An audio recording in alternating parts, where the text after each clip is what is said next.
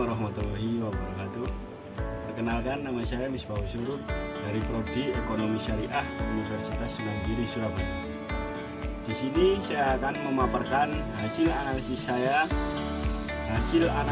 rasio keuangan pada PT Telekomunikasi Indonesia. Sebelum saya memaparkan hasil analisis rasio keuangan pada PT Telekomunikasi Indonesia, ada baiknya kita mengetahui apa saja yang ada di rasio keuangan.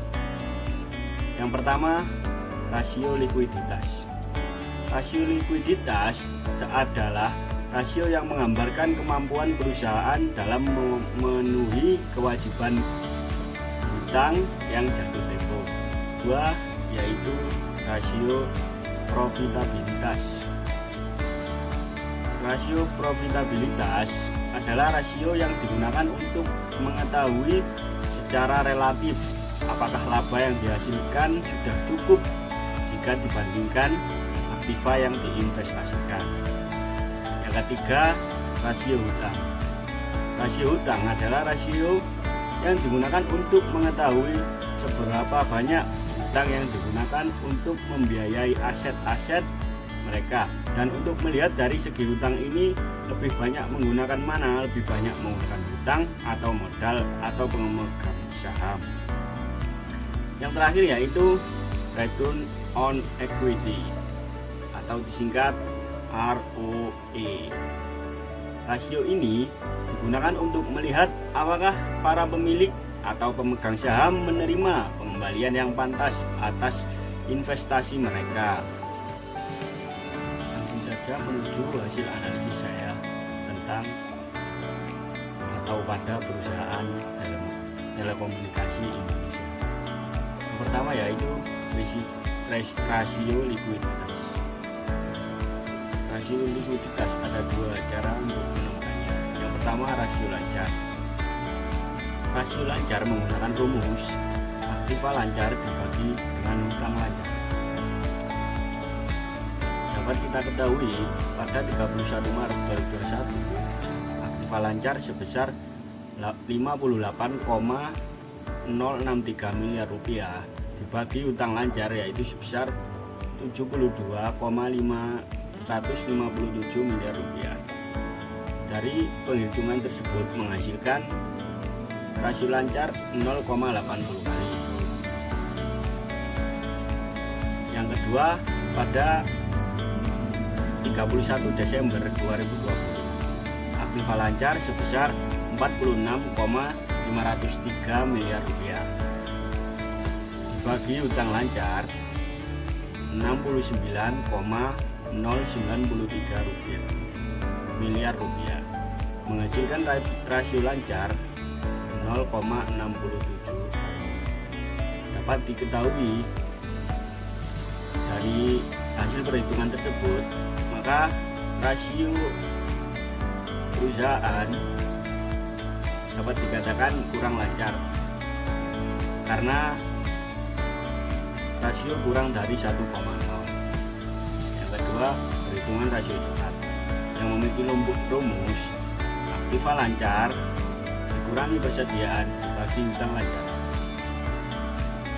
Pada 31 Maret 2021 aktiva lancar sebesar 58,063 miliar rupiah dikurangi 901 juta rupiah dibagi 72,557 miliar rupiah yang menghasilkan rasio cepat 0,78 kali. Pada 31 Desember 2020 aktiva lancar sebesar 46,503 miliar rupiah dikurangi persediaan sebesar 983 juta rupiah dibagi 69,093 miliar rupiah menghasilkan rasio cepat 0,65 kali. Dapat diketahui dari perhitungan rasio di atas atau rasio cepat, rasio likuiditas perusahaan dinyatakan kurang lancar karena rasio kurang dari 1,0. Yang kedua yaitu rasio profitabilitas yang biasa disebut return on investment, singkat ROI. Return on investment memiliki rumus yaitu laba operasi dibagi total aktiva. Pada 31 Maret 2021, laba operasi perusahaan sebesar 11,699 miliar rupiah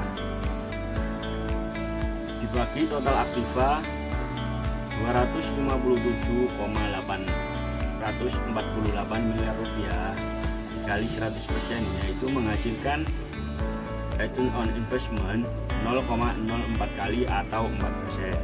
Dapat diketahui dari perhitungan di atas, rasio profitabilitas adalah sebesar 4%. Berarti hal tersebut menunjukkan bahwa satu aset yang dimiliki menghasilkan 4% laba operasi. Berarti dapat disimpulkan bahwa perusahaan baik karena rasio profitabilitas di atas 1. Pada 31 Desember 2020, laba operasi sebesar 11,929 miliar rupiah dibagi total aktiva sebesar 246,943 miliar rupiah dikali 100%, menghasilkan 0,04 kali atau 4%. Dapat diketahui dari perhitungan di atas, rasio profitabilitas adalah sebesar 4%. Berarti hal tersebut menunjukkan bahwa satu aset yang dimiliki menghasilkan 4% laba operasi. Berarti dapat disimpulkan bahwa perusahaan baik karena rasio profitabilitas di atas 1. Yang ketiga yaitu rasio hutang. Rasio hutang memiliki rumus total hutang dibagi total aktiva. Pada 31 Maret 2021, total hutang sebesar 129,950 miliar rupiah dibagi total aktiva sebesar 257,848 miliar rupiah dikali 100%, menghasilkan 0,50 kali atau sama dengan 50%. Dapat diketahui dari perhitungan di atas, rasio hutang adalah sebesar 50%. Berarti hal tersebut menunjukkan bahwa satu aset atau aktiva dibiayai 50% oleh hutang. Pada 31 Desember 2020, total hutang sebesar 126,054 miliar rupiah dibagi total aktiva sebesar 246,943 miliar rupiah kali 100%, menghasilkan 0,51 kali atau 51%. Dapat diketahui dari perhitungan di atas, rasio hutang sebesar 51%.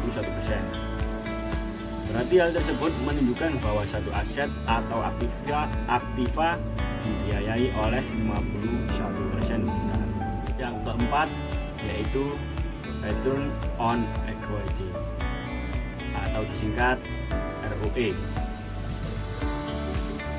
Rumus ROE adalah laba bersih dibagi total ekuitas.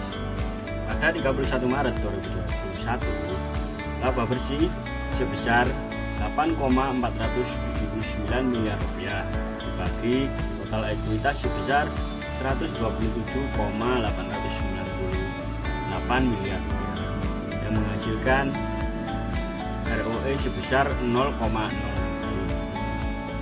Dapat diketahui dari perhitungan di atas, perusahaan mempunyai tingkat pengembalian sebesar 0,06 kali.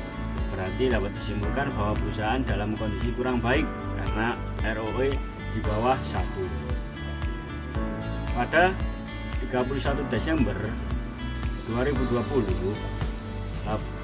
laba bersih sebesar 8,724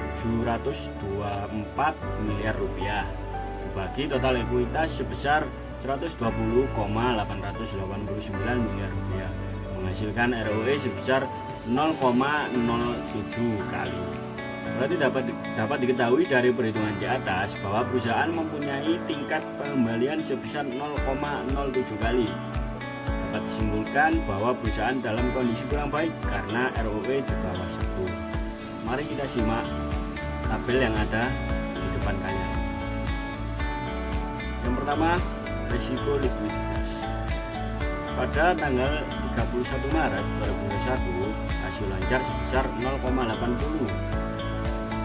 Pada 31 Desember 2020, rasio lancar sebesar 0,67.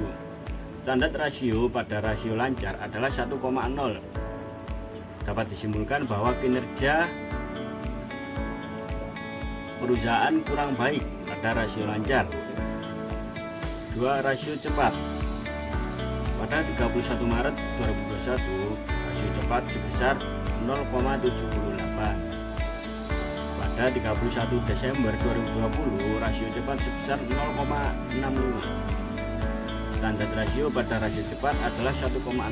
Maka dapat disimpulkan kinerja perusahaan kurang baik pada rasio cepat. Yang kedua yaitu rasio profitabilitas, return on investment.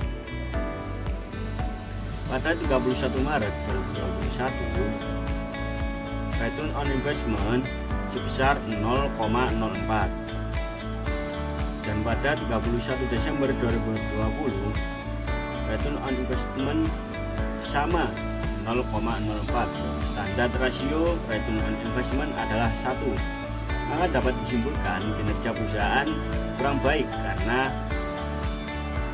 hasil dari return on investment adalah kurang dari 1. Yang ketiga yaitu rasio hutang.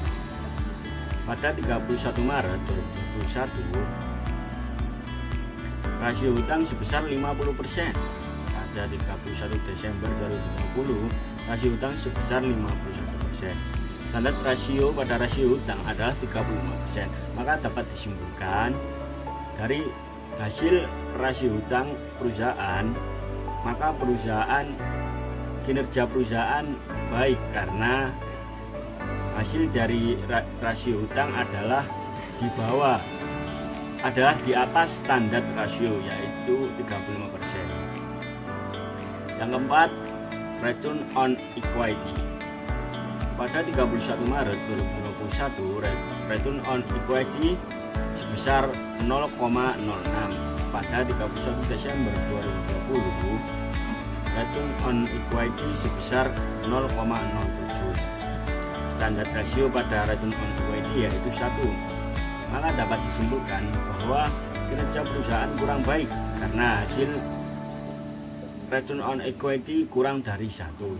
Berdasarkan hasil perhitungan rasio di samping, dapat diketahui bahwa PT Telekomunikasi Indonesia mempunyai kinerja yang kurang baik dilihat dari perhitungan rasio yang membandingkan elemen-elemen yang ada di neraca, yaitu current ratio and quick ratio. Berdasarkan rasio yang membandingkan elemen-elemen di laporan laba rugi, yaitu return on investment and return on equity, kinerja perusahaan juga kurang baik. Yang terakhir yaitu kesimpulan. Yang pertama, rasio likuiditas. Dilihat dari 31 Desember 2020 dengan 31 Maret 2021, dilihat secara keseluruhan terus mengalami kenaikan. Jadi dapat diambil kesimpulan bahwa kondisi keuangan PT Telekomunikasi Indonesia dalam keadaan kurang baik, yang mengatakan bahwa perusahaan dalam hal ini kurang mampu memenuhi kewajiban jangka. Yang kedua yaitu rasio profitabilitas. Dilihat pada 31 Desember 2020 dengan 31 Maret 2021, dapat dikatakan dalam keadaan kurang baik karena kurang dari standar probabilitas, akan tetapi rasio probabilitasnya stabil. Yang ketiga yaitu rasio hutang. Pada 31 Desember 2020 adalah sebesar 51%, yang artinya satu aset dibiayai 51% oleh hutang daripada dibiayai oleh. Kemudian pada 31 Maret 2021 rasio hutang menurun menjadi 50%, yang artinya satu aset dibiayai 50% oleh hutang. Dapat disimpulkan bahwa mengalami kondisi yang cukup baik karena dapat menurunkan rasio hutangnya. Yang terakhir, Return on Equity pada 31 Desember 2020 adalah sebesar 0,07 kali, sedangkan pada 31 Maret 2021 sebesar 0,06 kali. Dapat diambil kesimpulan bahwa return on equity mengalami penurunan, sehingga dapat dikatakan kondisi perusahaan kurang baik. Sekian itu saja yang bisa saya paparkan mengenai hasil analisis keuangan pada PT Telekomunikasi Indonesia. Terima kasih. Assalamualaikum warahmatullahi wabarakatuh. Bye bye.